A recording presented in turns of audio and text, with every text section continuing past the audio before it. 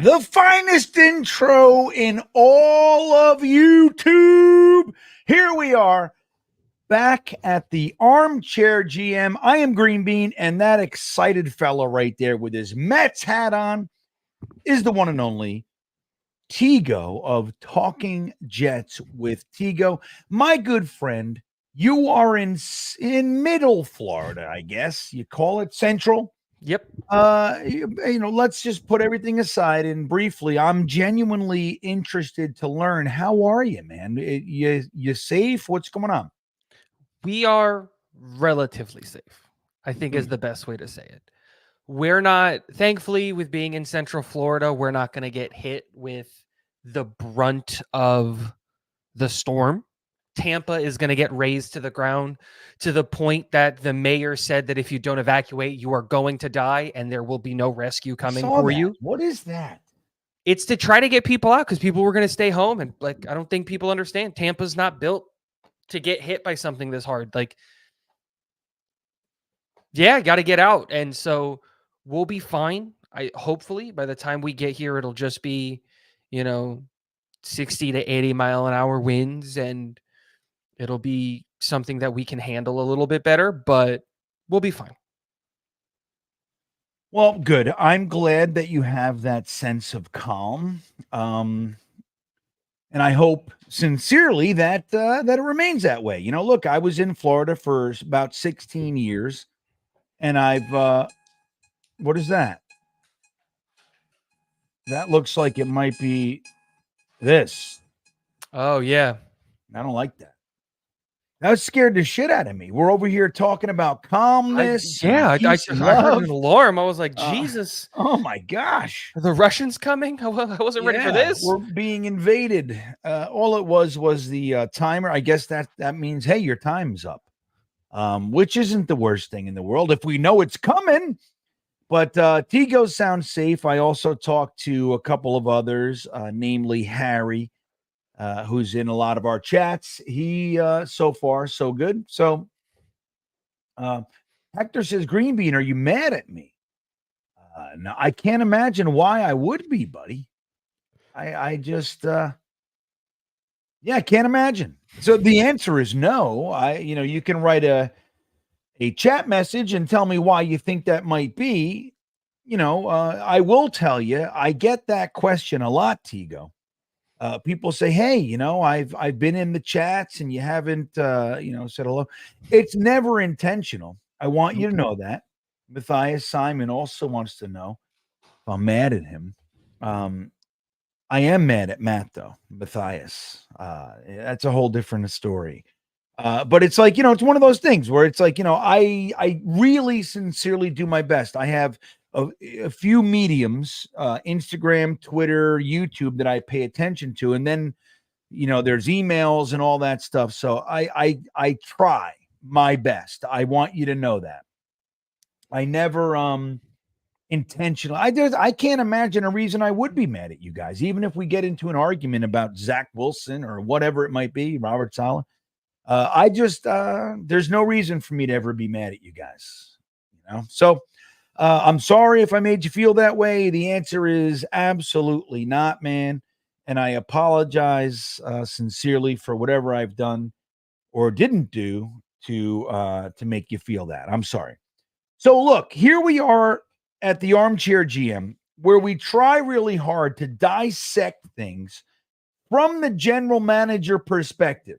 That's our whole thing. And, Tigo and I are really, we're on opposite sides of the aisle on a lot of things. We come at things from a different perspective, I think, which makes it interesting. I thoroughly enjoy a robust, debate, let's call it. And I fear that Tigo, all this calm down there in Florida, maybe Tigo just got hit. That would be unfortunate because I'm over here talking about how much I love arguing with him, but we'll see if he pops back in. Right now, you got me, but I love a robust debate. I grew up, guys, in a football fan experience before the internet, before we had this access to the ample information. Like when you're discussing something with somebody these days,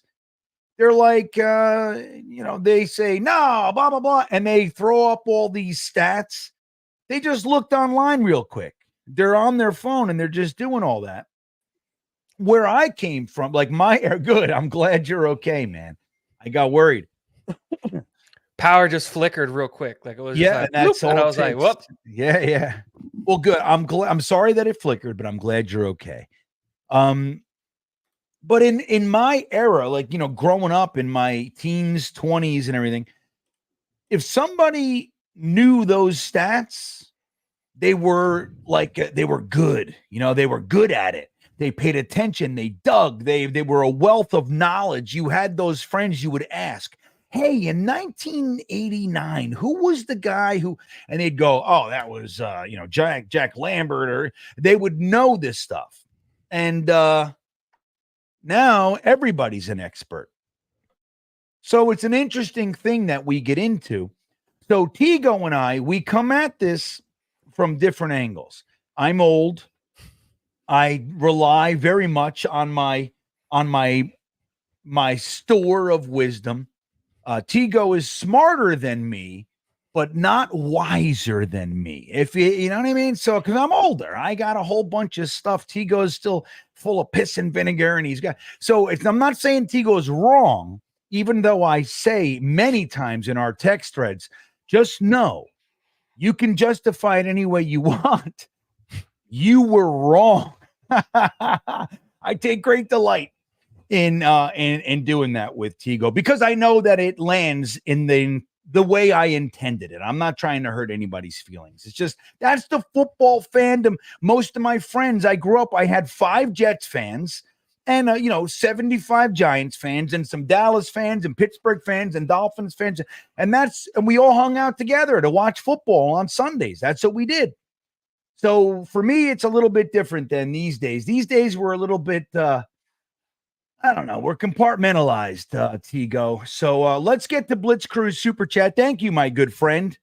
METS, Mets. Hey, GMs, Davante getting done during this stream? Well, look, we're going to get there. We're going to start with the pressing news of the day. And we're going to do this from a different angle, everybody. I want you to know that. So we've been talking about Robert Saleh and the decision to move on from him mid-season. The first time, Tigo, since Woody Johnson has purchased the team 25 years ago, that the Jets decided, you know what, we're not going to wait. We're going to do it. It's week 5. We're done. Now, the last time they did it was Lou Holtz. Now, I know that you remember watching Lou Holtz, right? As a 4-year-old.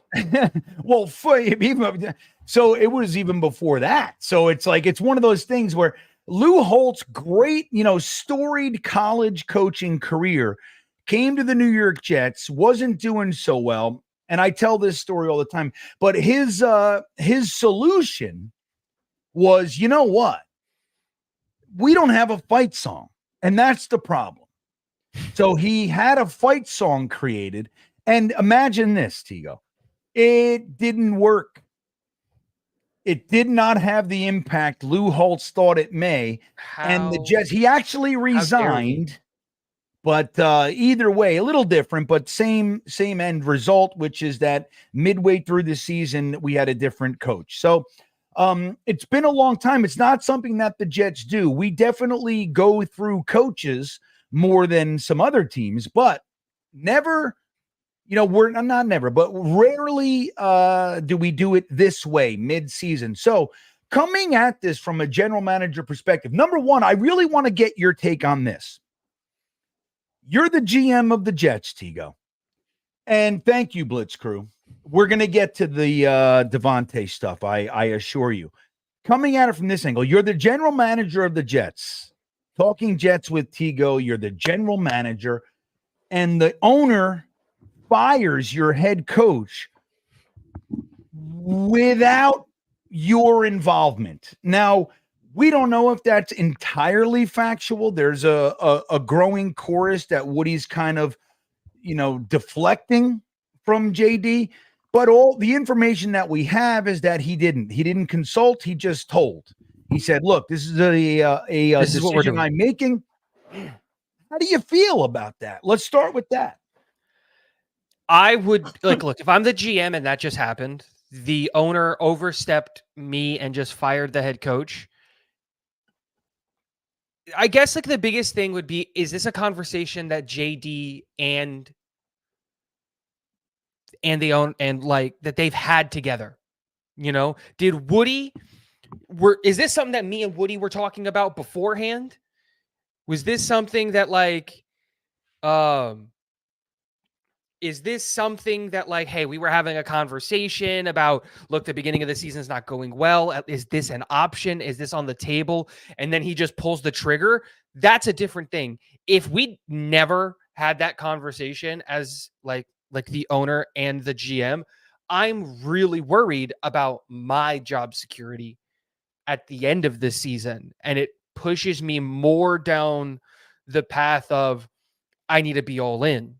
Now, the first thing that I do as the GM is I have a meeting with Woody and be like, okay, look, you just fired the head coach. I know that you might want to say whatever it is, whatever, but that almost means that if this season doesn't go well, I'm out. I don't want to lose my job. Let's can I do the things so that I can try to keep my job? Can I go get Davante Adams? Can I as a GM still have things that I can do? The deadline's not done. Can I go out and try to make this team better? Because ultimately that decision is going to come down to Woody and whether or not he's going to give me those assets or say, no, you've made your bed, lie in it. And that's the first meeting that I would have with Woody, is having that conversation. Yeah, so it's interesting. I really like how you came at that, which is, just because the final decision was made doesn't mean that they haven't been kind of chipping away at this potentiality for a while now. Maybe even as far back as last year when Robert Saleh wore the Lebanon patch. The whole thing that he's an idiot. This ridiculous narrative. But, so it could be even last year. Look, man, he didn't have Aaron Rodgers. We're going to give him some time. But we're all kind of souring on his unwillingness to discipline the team. He doesn't really feel like holding people accountable has any value. The way that he equated it to what doing push-ups. What's that going to do? He can't find it in himself. No, we're not talking about push-ups. We're talking about accountability, discipline. Ask Bill Parcells if he believes that discipline has a place. Ask Jimmy Johnson. Ask some of the greatest coaches in NFL history. Even if it's just hey, you sit down. That's it. Nuh-uh. You don't get to be on that field the way you're playing. Snap out of it. That kind of a thing. So I like that. Now, the decisions made, Tigo, whether or not you were involved, whether or not you proverbially agreed with it, conceptually, let's call it. But now here we are. You don't have a head coach, that you hired, and we're going to promote Jeff Ulbrich. Maybe a good option, maybe not. We don't know, where do you go from here? Do you how much control are you giving to Jeff Ulbrich? He's an interim. Are you saying, bro, get the team going? This is your team now. We're giving you carte blanche in the same way that we did with Saleh. Run it, manage it. Is that what you're doing? Or are you going, all right, listen, man, here's the parameters. Here's what we want you to accomplish. And don't go outside the lines, so to speak. How are you approaching the promotion of Jeff Ulbrich into the head coaching position? We're all out of a job at the end of the season if you don't turn it around. Fix the offense. Keep the defense doing what the defense is doing. What do you need from me? That's the conversation. That is the whole conversation, in my opinion. Because if this season doesn't go well, Jeff Ulbrich's out of a job. Everybody on the defensive staff is out of the job. Everybody in the offensive staff is out of the job because Woody's going to clear house and bring in a whole new set of people. Like, by firing the head coach, that's what he's publicly saying. We got all these idiots on the internet talking about bringing back Satan himself to coach us. Like, that's a good idea. Like, Sheesh. I don't even want to get into that. Real quick, you brought it up. Why do you? What's the problem with going out and getting one of the greatest coaches in NFL history? He's out of a job. He's looking. He's open for business. Why not bring in the proven Bill Belichick to coach this team? What's the problem from your perspective? Why are you against it? There's too much history there. We saw in New England that his ideas and his philosophies are antiquated and just not up to date with the modern NFL.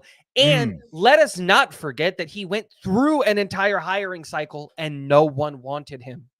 It wasn't like he was out of a job and then there were no jobs available. There were teams available and no one wanted him. It's fine.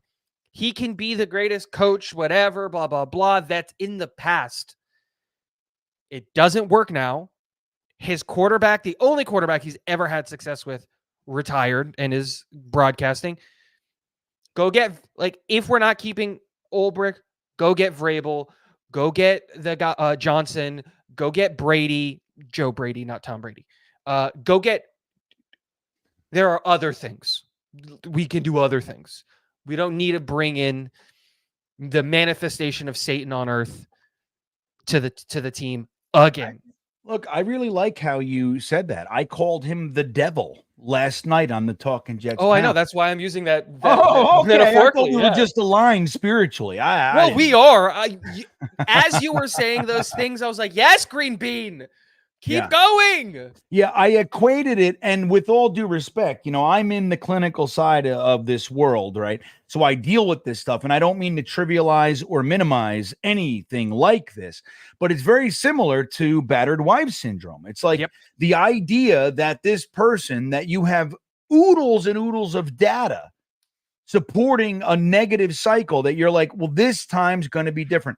And it's the same thing with addiction. It's like, you go right back into but this time, and it's like, well, your years of experience supported the opposite. Why? And how many times do we want to be screwed by the same guy? And he's never done anything without the greatest quarterback. Pot shots at the Jets on TV. That's the crazy part to me. Yeah. He's still not over it. It's been 20 years. He's still not over the whole and Jets he screwed us, right? And he screwed us and definitely got the look, you won. Yeah. You won, dude. I'm not, but it's 20 years later. He's still taking pot shots at us. Yeah. And why are we like, oh, go get Belichick? Oh, man. Makes no sense. I love this fan base most of the time. It's just those times where it's just like, we should get Belichick, where I just have to put my phone down. It's where I'm happy that there's a storm coming because I won't be able to get on Twitter and get mad. Right. You get a respite. All right. So let's do this. Now, real quick, Blitz Crew, he's kind of, this is connected to the previous one in some ways. I would love to hear Tigo's thoughts on push-ups. Andrew Yale said he heard that Saleh asked Woody to drop him, give him 20. That was the problem. He said, I'm not giving you 20. Get out of my house. So that's what really led to the firing. We're not going to find that out until the book comes out. But he says, love to hear Tigo's thoughts on push-ups. I mean, and maybe push-ups can extend into discipline in general. So how do you feel about push-ups? You think they're effective for, an NFL level team? And if not, or if so, how do you feel about discipline and accountability? How do you feel about these things? I think it matters. And I think this is going to sound really like I don't even know what the word is that I'm looking for, but the reality is that accountability matters and holding people accountable matters. And the best way in a sport or in an environment where you're asking people to be violent and get to the deepest, darkest parts of their mind and turn that on and be. It's like you said, like yesterday, it's like maybe we can go out there and just beat up on people for 3 hours and not go to jail. Like that's what we're asking people to do. And the reality is that the only form of accountability that is going to sustain on that, yes, these are grown men. Yes, they want to be treated like adults. That's not the point. Physical retribution is a very, very, very good motivator. So it doesn't have to be push-ups, because like push-ups has a possibility of getting you sore, and it comes into the whole like whatever. And are you going to be game ready? I can't give you push-ups on a Friday if we're going to be playing on a Sunday, blah, blah, blah, blah, blah. Totally on board. But everybody, there is never a situation where someone doesn't need more cardio. Never. Everybody on the face of the earth needs more cardio. Go run a lap. Like, I can't walk up stairs without feeling like I'm gonna die. I'm with you. I gotta prove. And the fridge is on the other side of this wall. Well, I roll right to it. I got a fridge. I just roll. And theoretically, technically speaking, I haven't even moved. You know what I mean? So, but I hear you. But so look, and I think the push-ups thing is a way that we can joke about it. But the truth is, man, is that, yes, they're grown men as far as age goes. But a lot of these guys, especially the premium talent, a lot of them, like, they've been coddled in many ways. What happened? Talk about it. Mets just won. Good. There you go. They're winning. No, they won. Game over. I'm just saying they won last night. That's what I'm saying. I'm talking about an overarching view. Good for you. I don't give a shit, but I'm happy for you. I barely care. Well, hey, care enough to wear the hat, and the hat looks good on you. So, all right. So now coming in again from a GM perspective, we've told Ulbrich that, look, dude, we're promoting you into this. We believe that the horses are here. We have all the weapons we need. We have everything's here. We need to figure it out. The offense is the problem. The defense is averaging 16.5 points a game or whatever the hell it is. We lost the last 2 games by a collected 7 points. So just 7 points and we'd be 4-1. You know what I mean? The Niners game, we're going to leave. We got our face kicked in but the argument is that because we weren't prepared. We had all offseason to prepare for one opponent. We came in and we looked utterly lost.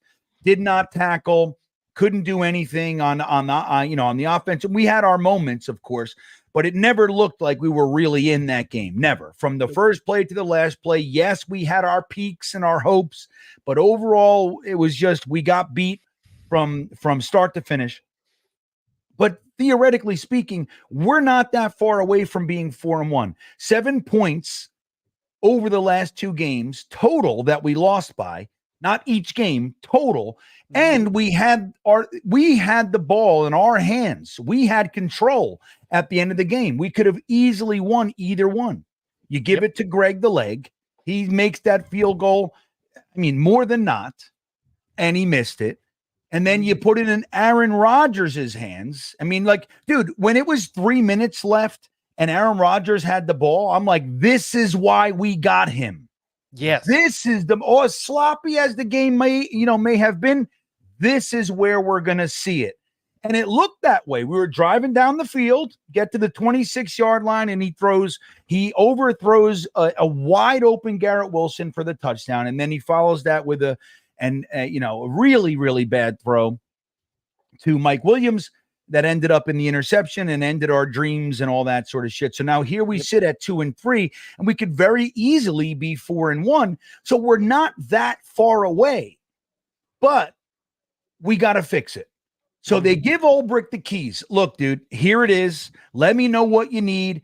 We need you to fix it. We need inspiration. We need a burst of energy. We need you to hold people accountable. We need fearlessness. Where does that take you as far as who are you holding accountable, Tigo? Where are you starting? Hackett. When we talk about this shit, who is it? It's Hackett. The accountability starts and ends with Hackett. There was ends? conversations before the firing that they were going to demote Hackett. That should not stop just because Saleh's gone. Because Saleh being gone is not just about the offense. Saleh being gone is about all of the things that you just said. Saleh being fired is because we walk into week 1 after having months to prepare for a team and looking like a Division II college football team. Like we had no business being in that stadium. That's what that team looked like. And then going out there and playing scared on offense, those first couple of games on defense, and the energy and the motivation and all that all comes from Saleh. But that does not change the fact, and this is what I was saying last week. I didn't care if we fired Saleh. I wasn't for it. I wasn't against it. If you're going to do it, cool. If you're not going to do it, cool. The problem ultimately, but make your decision. Yeah, make your decision and be happy with it. But ultimately, the problem is still on offense. And the biggest issue with it entirely is that even if you demote Hackett, there wasn't a good. The reality is that we should have thrown the bag at Arthur Smith to convince him to come here as offensive coordinator. Yeah, because he was going to come in as a senior offensive consultant or whatever, and he was going to take over of all of that stuff. And this is not me saying that Arthur Smith is all that great or any of those things. That's not the point. The point is that Hackett's not great. Todd Downing, while better, is not great. But Arthur Smith is better than both of those guys and was the only guy that we were going to be able to bring in. Because who are we giving the play calling to on the offensive side of the ball that's going to make anybody feel better? Because Hackett's garbage. Todd Downing has shown us that he's like potentially better than Hackett, but still potentially garbage. We're not like, who's going to call plays on the offense? We're not giving it to Keith Carter. That's a horrible idea. Who's going to call players? Who's going to call plays on offense? And that's the issue that we run into. Yeah. Well, what about, I don't know. Middleton has no real experience doing it, but he's a fiery guy. He was the guy I thought should be in the head coaching position. I have no issue with Ulbrich, but I was hoping that it would be Middleton. I love that guy. And he's 2-0 as a head coach, one for the Jets, one of the Senior Bowl. But he's just a guy that, seemingly to me, that would fit the overall head coach thing. And then he can, he doesn't look afraid to say what he wants to say either, which I think is valuable right now. But you're calling out Hackett. What about Carter? What about him, man? Everybody's the issue on offense.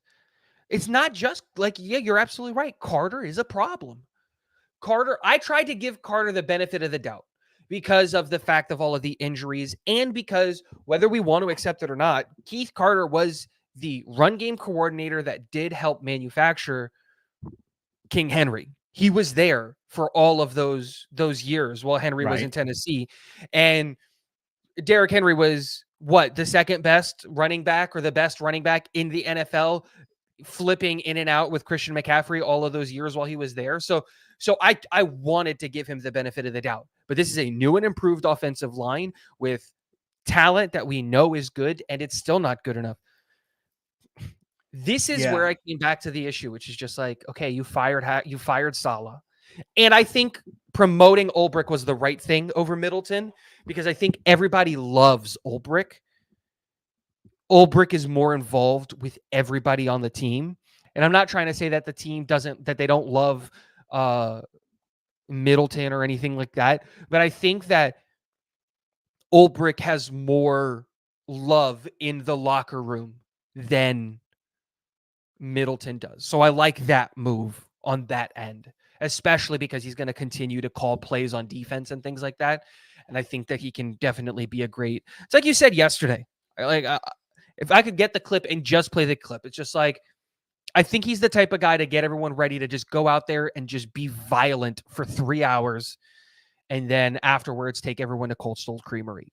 That's what he's going to do. He's going to get these guys ready to just fight for 3 hours. So, well, and I'll tell you what we'll do. We'll show a portion of that clip. If you missed the panel last night, I don't know what happened to me. I really don't. I don't know what happened, but I went berserk for 2 hours. Going to go be a great defensive coordinator for 2 or 3 years somewhere. So can you hear that, Tigo? yeah. Okay, hold on. So I'll show you real quick. I think that part is first. And the idea is, I know I'm with you, Billy. Hold on. It's a funny comment too. Let me just get that off real quick. But yeah, so this was me going off last night on the panel. I'll play you this clip. You know that. He's got that in his wheelhouse without question, I would say. He's going to go be a great defensive coordinator 2-3 years. He's going to be a head coach for the Falcons. You got to get the helmet on. For the Hold on. You got Jets fans. Oh, what's going to happen, man? Jets should have kept that. It's going to be wonderful. It's not the pants. We're 3 teams. Why are you and we're stool? The year's great. Get back to I'm going to kick your ass. And I think it's football, guys. Yeah, that's the thing. Like I say all the time, football is football, guys. Let's get back to football, huh? Let's get back to I'm going to kick your ass. And I think Ulbrich can definitely inject the team with some of that energy. It's time to go kick somebody. You guys ready to go out there and beat the shit out of other grown men? Huh? How's that sound for a Sunday or a Monday or a whatever it is? A third. How's that sound for tonight's festivities? Let's for the next 3 hours beat the living shit out of other grown men and not get arrested for it. How's that sound? I'll buy everybody some Cold Stone Creamery right after if we do that. I think some of the motivation was so that's what we're referencing. And I think that's really what we got to get back to. Yep. It's like, this is football, guys. We're all in our heads. We're thinking, we're afraid, we're nervous, we're anxious, blah, blah, blah, blah. Just settle down. Beat the guy in front of you. You got an opportunity to tackle. Hit him as hard as you can. Make him remember you all week. And let's go get some ice cream. You know what I mean? Agreed, Pete. I want to say this just because obviously I wasn't at the show. I was watching.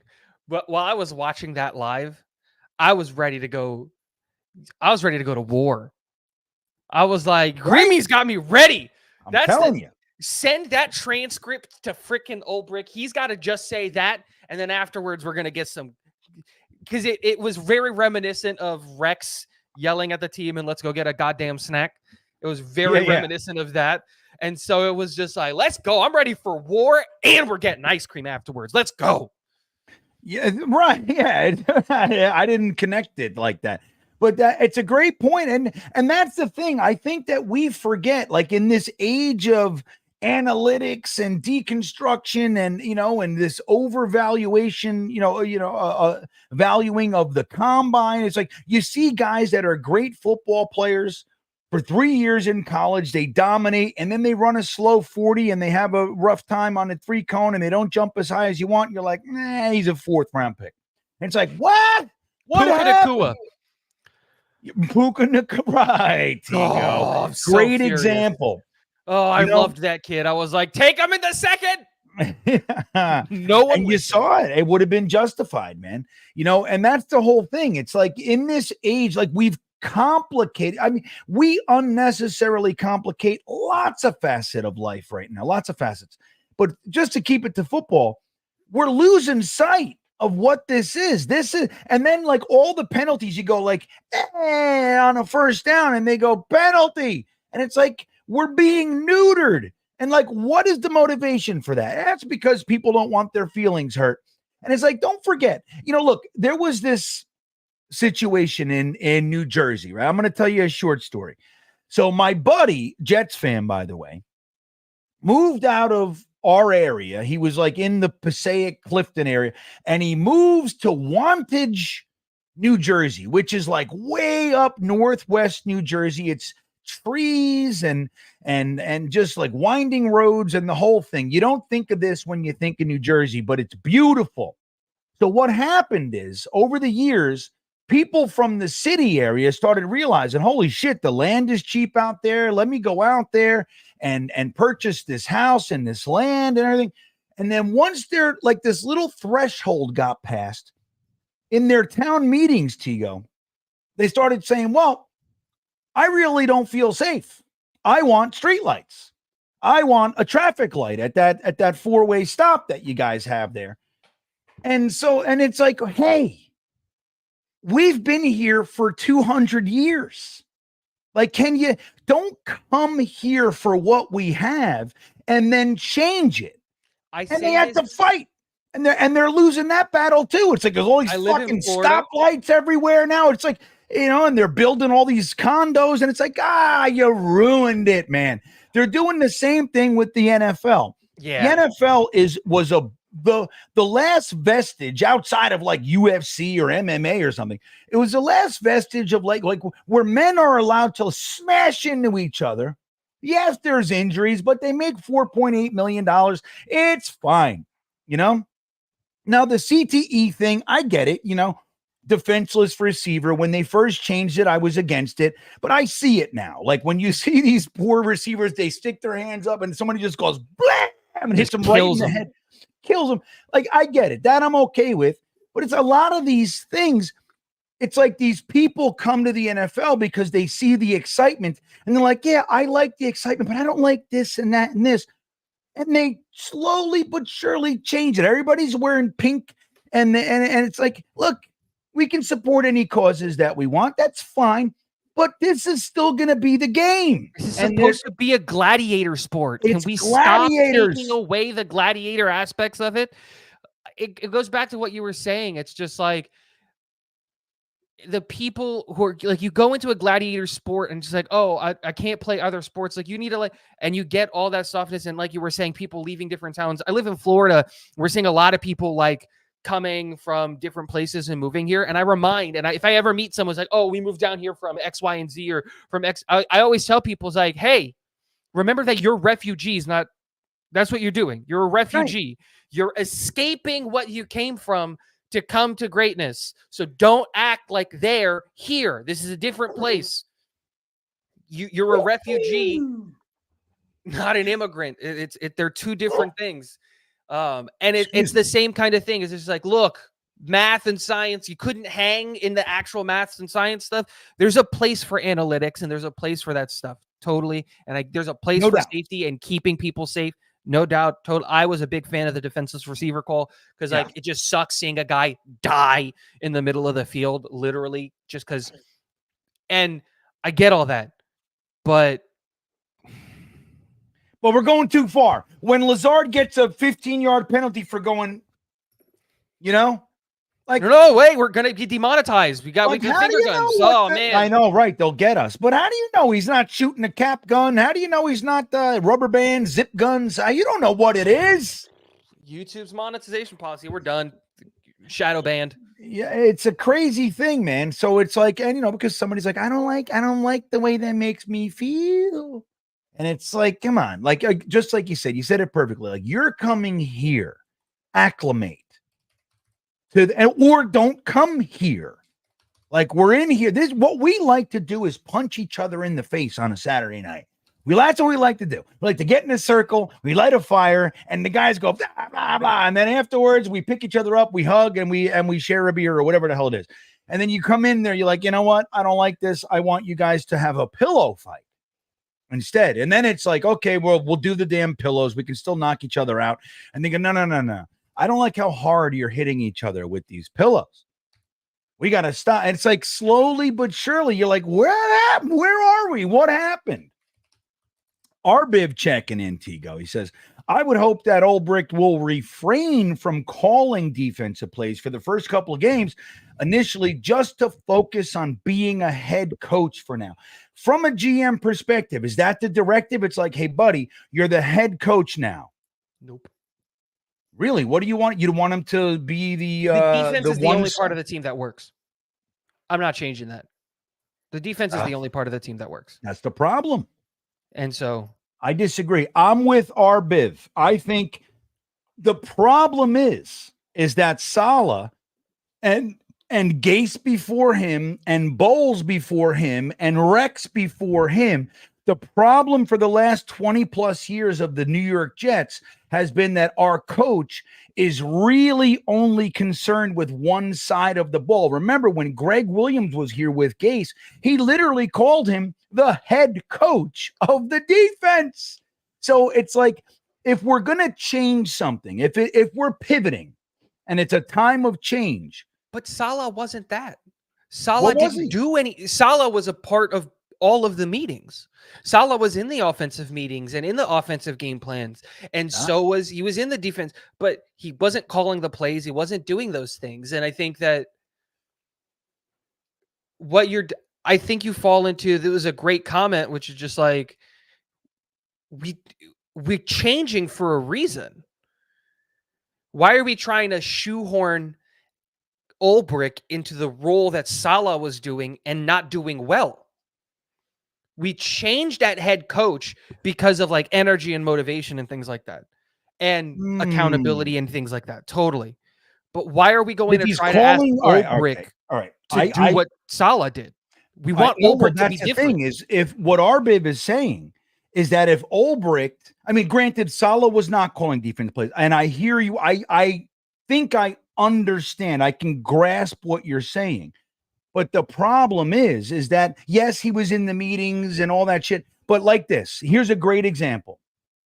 If Saleh is really engaged in the offense, when we're on the goal line and it's first down from the 1, and we run Breece Hall 2 times, and Saleh can get on his headset and say, yo, I got a 240-pound youngest legs in the entire league that I want you to use him now. Same play, different player right now. Everybody loves Breece. It's not a shot. I want my hammer. He can get 3 feet. He doesn't do any of that shit. And you know it. They talk about the game plan beforehand. Well, I think what Arbib is saying is, as a head coach, if you're calling the defense, then your ability to oversee everything is limited. No doubt in my mind. Like, even Rex was the head coach, but he was more, Pettin called the defense, but he was more concerned with the defense than he was with the offense. And not to say Ulbrich won't have a tilt. Of course he will. But at the same time, rather than calling the plays, give it to Odin, talk about it. If there's an issue, hey, fucko, what are you doing? You can step in and do that, but both sides of the ball, and throw in special teams. Boyer, you're great, but I ain't into that, what you're doing. I mean, I don't know how much that will apply, but, the whole the head coach is in charge of the entire team. And that's what we got to get away from. We have not had even though Saleh was trying to be that CEO head coach, let's be frank here. He had no involvement in the offense other than the meetings and shit, which I don't doubt. I don't think that's true, because that conservative value in terms of, we're going to play safe. We're just not going to lose the game on offense because the defense is going to win it. Like, that has to come from Saleh. No doubt. But I'm talking about in-game. We're talking about calling plays and managing a game. I don't doubt what you're saying. But that's what I'm saying. I think that if you just let it be open, and just say, like, Ulbrich, do the thing that you're doing. Like, who are the top 5 head coaches in the NFL right now? Like, Andy Reid, he's calling plays on the offense. And I'm not saying that Ulbrich is that's not the point. What I'm saying is, like, you can do both.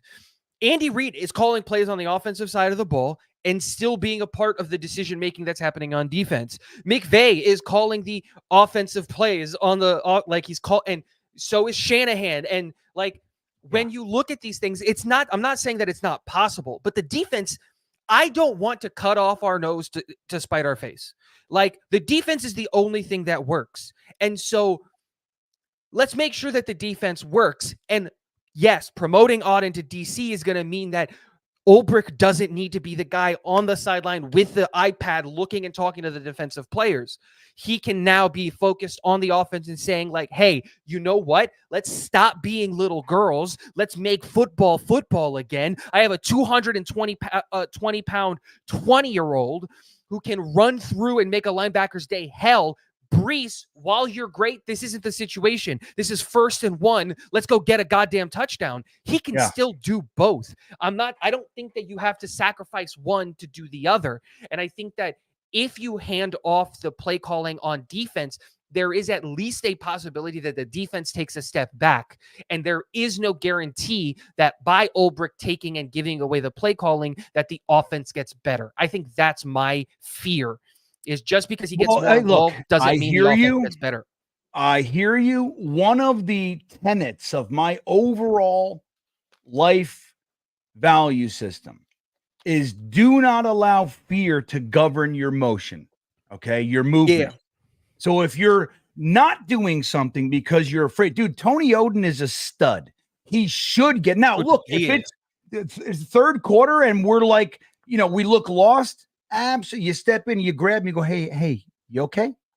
Hey, let me just tell you, I'm going to take over for the rest of the game and we'll talk about it. We'll see where you went wrong. But Ulbrich has to, and and what Arbib is saying is first couple of games. Right. At least if he ends up settling into that, we're comfortable. The offense is humming and everything. We got Aaron Rodgers and we've hit his stride. Fine. The examples you brought up, Andy Reid is 25 years in the league. Right. Shanahan, whatever it is, 17, 18 years as a head coach. So it's like, it's tough. We're talking first time, another rookie head coach. Here we are again. And you're going to have to watch some lumps and some confusion and all that. But he's been a head coach before. No, he's never been a head coach before. He's been a defense. He was a linebackers coach who was an interim defensive coordinator. He wasn't the head coach. You're talking about the Atlanta Falcons? Wasn't he the interim head coach for Atlanta? We can take a look. I don't think so. I think he was defensive coordinator. I'm 90% on that. I could be wrong, but I'll check right now and confirm my rightness. No, you're right. You're right. He was promoted to interim defensive coordinator when Morris became the interim head coach. Correct. Yeah. I had it mixed up. Yeah, that's why, 4 years ago we had concern. Like, this guy's never been a defensive, but it's like, he was for a little while, and they actually played well for him. Crossfire checking in. It's all the soy boys that are making and what's wrong with soy? Crossfire. I use soy. I snort it. It's great. Making the NFL change from the dirty, gritty game we love to the game that's less violent than Pee-wee football. It sucks. And let me tell you, dude, look, it's still the best that we got, so to speak. But I'm with you, man. I mean, whether or not, I don't know. I think it's a lot of, with all due respect, I think it's a lot of women. I think it's, it's like, who has it? It's Bill Burr has a great joke. If you haven't seen it, it's fantastic. It's like women couldn't handle that we could just sit there with a buddy for 8 hours on a Sunday and be completely content staring at a game. Like, what's going on in there? And he's like, she's having a book club. She's doing it. I'll leave. I don't give a shit. Have your fun. But they can't. Well, what's going on in there? And then they come in and they want to change it, make it better, dress it up, whatever. It's really funny. I'm not doing it justice, but you got to take a look. But it's something else what's been going on. Now, I know they're doing it to appeal to a wider audience so they can make more money. That's why you're seeing the games in Brazil and London and Germany and so forth, because they want to, they feel they've squeezed the lemon. Now, I'm like, dude, you're a $10 billion a year business. Like, what's wrong with that? Why does it have to go up every year? Like, why this whole inflation weird thing that we have? We're fine. Like, what's wrong with that? But they want to make more. Then more. That's the disease. It's like addiction. One is too many, 1,000's never enough. There was a great speaker for alcohol. He said he was staring one day at the San Francisco Bay, and he had this weird thought: if that entire bay was filled with whiskey, it might take me a long time, but it will not satisfy me. You know what I mean? Like, yeah, it just won't.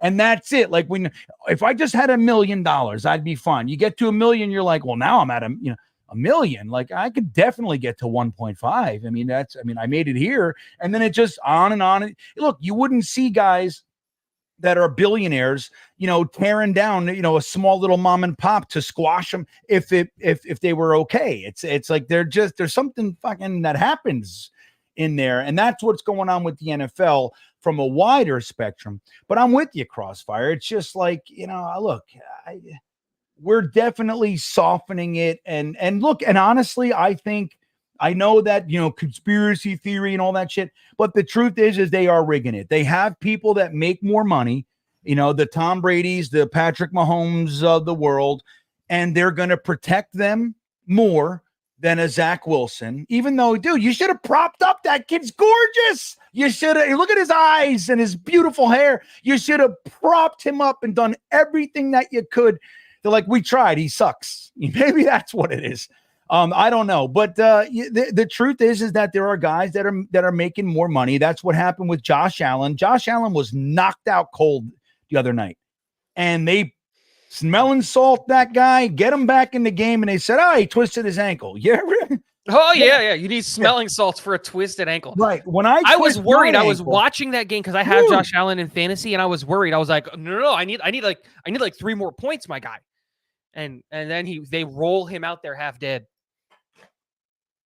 Let me see again. What is this? Will, I can't see. Oh, you're talking about a specific person?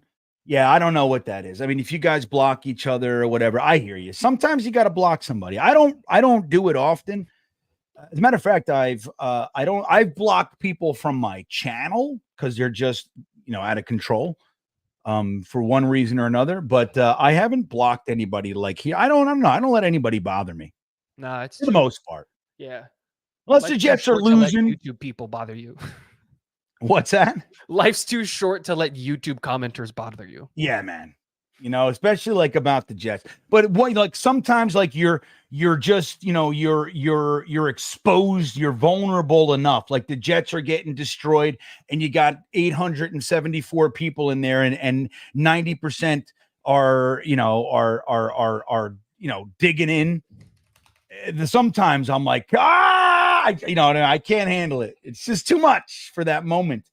But yeah, don't let anybody bother you, man. It's all good. But look, the thing is like, and I talk about this often. It's like, look, I hate on NFL players. Like when people leave, players leave the Jets. I'll always be a Sammy fan. That doesn't even compute to me.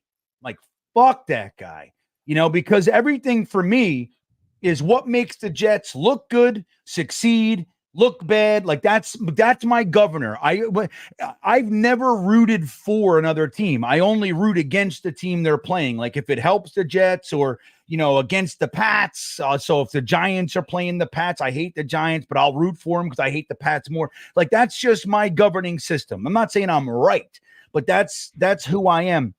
But once we're talking about the human being, it's different for me. Like we got to remember these guys go home, they have kids, and all that kind of stuff. Like except Bill Belichick, he's a piece of shit. He cheated for years and he wasn't suspended for 10 minutes. That's bullshit. And I don't like it. But like a Josh Allen, I hate Josh Allen. I hate him on the football field. But dude, he hit his head very hard on the turf. He was laying face down, Tigo, with his wrist like this. Oh, I remember. An ankle doesn't do that to you. You know what I mean? Like he's not even on the injury report. Nah, he's fine. Like, yeah, it's a thing. He's totally fine. Which honestly, like if that's the game they're going to play, go get him, Will McDonald. You know what I mean? No, I don't want Will McDonald to get him because Will McDonald's light. Go get him Quinnen. Leave Quinnen unblocked accidentally once so that he can just run right at Josh Allen. Yeah. I want 300 pounds of Quinnen Williams to hit him right in the chest. Yeah. See, Dakota agrees. Trash him. If you're going to be on the field, and that's the way I think about it. Like when we're getting back to all the, the softening and the injuries and everything. Like, look, here's the deal.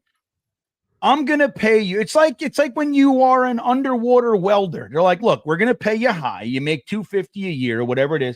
And, you know, but you die, you die. your fucking job is dangerous, man. You're going, you know, 100 feet underwater. You're playing with, you know, melting metal and fire. And like all kinds of shit can happen.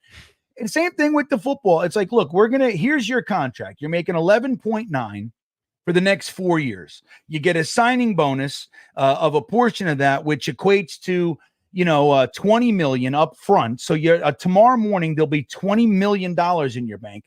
And here's the downside. When you get on that field, there's snarling men who want to kill you. Yes. Protect yourself. You get hurt. That's the deal. There's a deal involved. You like, all right, I on want the dotted line. Yeah, I want You the get 11.9, but I also I want you to protect me. That's bullshit. He hit me too hard, Tigo. And I'm not into it. I don't like it. Let's see. Who's this? Crossfire checking back in. By the way, Crossfire announced to the world last night that he wants to spoon with us. And he will, I think you were the second spoon. I was the big spoon. Tigo. Crossfire was second, then O'Leary, and then Ryan was the little spoon. The and littlest of spoons?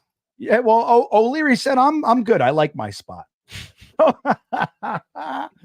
That's great. Crossfire is one of my favorites. I want you guys to know that, like on a sincere level, Crossfire makes me laugh, man. Tom Brady is a piece of crap as well. I hate that moron on game and in personal life. I wanted to go to his house, which I found, and bust his knees, but no one would go with me. Thank God nobody would go with you.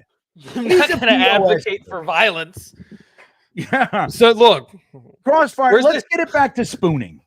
Where's the Ted Lasso meme? The do what you want, believe. Yeah, right. Yeah. Believe. So don't go do that. It's just Crossfire's like, go. Yeah, Tom Brady's real close to that for me. You know, and the whole thing with remember the Dolphins, like the whole trade weird thing with Tampa, and Tampa got hit. The Dolphins lost a first round pick. The owner got penalized, and Tom Brady, they shipped him away for 10 days so he didn't have to get interviewed when the Bucks played the Dolphins. That to me, I mean, if people, you're a conspiracy, dude, can you just pay attention? Do you not see it? He had to go to us. Is proving to it. Like it's the clearest thing ever, man. Like, are we just idiots? I don't know. So I'm with you. Not on the knees, Teague or Crossfire. I haven't resorted to violence in a long time, and I've kind of lost my taste for it. Except if it's like football violence, I love it. But I don't know. Yeah, that's manufactured violence, right? It's supposed to be violent. Yeah. He was going to Tanya Harding this guy. Crossfire. Dangerous fella. Don't mess with Crossfire, everybody. Don't mess with Crossfire. Roger F says Tom Brady sits when he pees. So look, real quick, man, we didn't get to Davante. We got on a whole different thing. Yeah. As a GM, Tigo, go get him. What are you willing to give up for Davante Adams at this point? I mean, is it like, that's it. Like, so if they say, no. Like if it's my thing is like, I'm going with a third. That's the, I think that's fair. I'm going in. My initial offer is like, look, I'll give you a third. Now, if they demand that they want a second, I want something back. So like a sixth. You want a second? Cool. Like give me a second, and then give me a fifth. Yeah. Give me a fifth. Or if they say be the lowest fifth that you get, so we can wait until the comp formula and all that happens. But I'm not giving you a second for Davante. That's an absurd asking price for a guy who's going to come with a $15 million cap hit and is on the wrong side of 30. It's just not a good request there.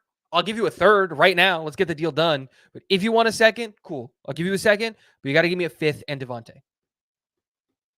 But let's say that doesn't get it done and the Steelers are about to take him. Like, look, all you need to do is say second round pick and he's yours.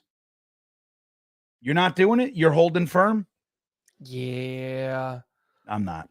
I'm saying there's no other example. I get it, but there's no other example of a player that is as high of a level producer as him, who's going to come into this team and has already proven he has a high level rapport with the quarterback, the offensive coordinator, and by the way, also played alongside of Alan Lazard. So like that would make our receiving core, our top 3 and 11 personnel, Garrett Wilson, Mike Williams, and Davante Adams. Lazard now comes in packages. I think especially when you look at the Jets, who were trying to trade up to the second round to get Malachi Corley, a guy who they can't even make active. The value to me, proven. But I also think that's partially Robert Saleh's whole he's got to earn it BS. Yeah, Remember, I agree. I agree. With that whole Breece Hall isn't the starting running back, Garrett Wilson isn't the starting wide receiver. You got to earn your reps, kind of a thing. I think that's gone. We can do that. Look, I listen to the second. I'm not saying I'm going to hold firm on it. I just don't think we need to give up a second to get Davante Adams. I don't think anybody who's calling is asking for a second. We've already saw the things that said that Davante Adams would rather retire than go to the New Orleans Saints. I'm not saying that they don't have leverage. They absolutely can. They can just leave him on they can leave him on the Raiders and let him rot there. And that's totally a thing. But a 3rd round pick is a 3rd round pick. That is a valuable pick. And so I think that you can definitely be like, look, he wants to leave. You want him gone. We want him. You guys want an asset. A 3rd round pick is fair. That is a fair evaluation. That's it if we're the only Everybody team. thinks that. That's fair. That's it if we're the only team. But the Steelers are stepping in. The Ravens are rumored to be in the mix. So it's like, I don't know, man. Like when you're in an all-in year and you got to pay $5 more or $10 more for the asset, you pay the $10 more for the asset. But it's not $10 more, I don't think. I think the better $27.50. I think it's more, it's like, look, you can hold firm on $100, but the guy who's asking for you is asking for like $300. And it's just like, we both know the thing that you're selling isn't worth $300. Well, I'm not saying I'm not willing to. I do it. That I get it done, man. That's so. I hear you and I respect it, but I'm just saying right now, there's no other asset for the Jets that is this turnkey. I get it. I get it. In an all-in year. Fuck the 2nd round pick. I'm not like if we make the trade and it's a 2nd round pick, I'm not that mad at it. I'm not going to be like, this is a horrible, you know what I mean? Get it done with Joe Douglas and his firm evaluations and all that shit. Snowball real quick. It's a great point. I was outside. I don't know if you know this, Tigo. I took my son to a concert in Richmond, hanging his head and slamming and moshing and all that shit. And I'm in my car doing a live stream, and this guy just walks. I mean, I'm sitting in my car, and he walks up to my car and he punches my window in the middle. And I was like, "Yo!" I opened the door. I said, "What was that?" And he goes like, "What?" And I'm like, "Ah." All right, here we go. I was the switch flipped. Oh no, yeah. It's like the thing that happened the other week. You know what I mean? A couple weeks ago. It's just like you forget, you lose and then it comes back and you're ready for war, and you're just like, oh yeah. And I was like, not for nothing, I had this guy right now. It's always in my pocket, and then I have a bigger one just sitting in my car. And I got other things too, but it's like, I was just like, dude, this isn't the car. And he just kept walking, and I got in, and whatever. I yelled some things at him, but you're great point, Snowball, but it was only for 36 seconds that I lost my composure. Once it was over, I was like, okay, thank God that didn't happen. We're done. E-Boogie, my good buddy, just spent an hour with him in the Beanbagger Wednesday night private meeting. No. Trade the first and Gibson. Done. I don't know. Look, a first is where I draw the line, unless they're giving me their second. I wouldn't even do that. I know. I'm saying, I don't even talk about my first. That's just not happening. Not even on the table. You're eating half the contract. You're giving me, you're eating half the contract. You're giving me a second. There's a whole bunch of different stuff. But as far as just if it's a clean second, I hear you. I'm totally there. That gets the deal done today. Like if it's like a thing of like right now, the deal's done today. He's on a flight. He's in. I would be very, very hard pressed to not take that deal. Honestly, Yeah.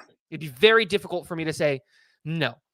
But if it's like, oh yeah, okay, we'll take the second, but we got to talk about the this and that, then it's like, no. It's right now. Right now. We can send the paperwork to New York right now. Are we doing this or not? I would be on board. Yeah. But if they're still trying to negotiate stuff, that's what I'm saying. Like while you dance, while you're over here, there's 8 other guys scoping out your girl. You're like, I look good. I look good. And it's like, you better grab her because she's hot and she's a commodity in this joint. It's a high school dance, man. You know what I mean? That kind of a thing. So everybody's all worked up in here. So I don't know. I'm with you on the third. Don't get me wrong. And I'd love to see a Reddick 3rd round pick in the 4th from them with, Crosby. I'd love to see all this magic. But if it's like, just like you said, they call and go, look, we'll send them. We'll put them on a private jet in an hour and a half. Give us a 2nd round pick. Yep. And you go, okay, throw in a 6th and it's done. And they go, fine. And you do it. And that's the wrap. Okay. So, all right. Andrew Yale, I love you too, buddy. This was fun, Tigo. This is good. We went a little bit over, but that's okay. And I got to go because this hurricane is starting to pick up. And the hurricane's starting to pick up. Guys, send your love and before we go, but send your love and appreciation to all the Floridians. Tigo is one of them. I want to just make a point to mention one of the all-time greats of the New York Jets, sort of the unsung member of the New York Sack Exchange, passed away at 71 years old. Abdul Salam. Okay, we all know Klecko, we know Gastineau, to a slightly lesser degree, we know Marty Lyons, but there's a lot of people, again, Salam is sort of the unsung member of the group, but he was valuable. Great run stuffer, would always get his 4 to 6 sacks as well from a defensive tackle position. So he passed away at 71 years old, and we wish his family healing, health, support, love, and take a moment to just remember Abdul Salam. And I remember watching him, man. I mean, I watched the Sack Exchange. So it's a hit, and Gastineau's health is deteriorating and he's still out there. He's still doing stuff, but it's like aging is a tough thing. You see guys that you love and that you've appreciated for a long time. They pass away. So Abdul Salam passed away at 71 years old, everybody. And we send love and healing to his family. With that all said, I want to thank everybody for hanging out. Don't forget to support Talking Jets with Tigo. The link is in the description. It's right at the top above all the other guys that help Talking Jets. Don't forget to hit the like button before you leave and the subscribe button. 70% of the viewers of the Talking Jets channel are not subscribed. So are you one of those folks? It's an easy thing to do. It's free. You can hit the button and that's a wrap. And we greatly appreciate it. It helps us grow. Guys, with that all said, for Tigo and for Green Bean and everybody else, I'm trying to find it. I'm sorry. We say good night and we will see you next time.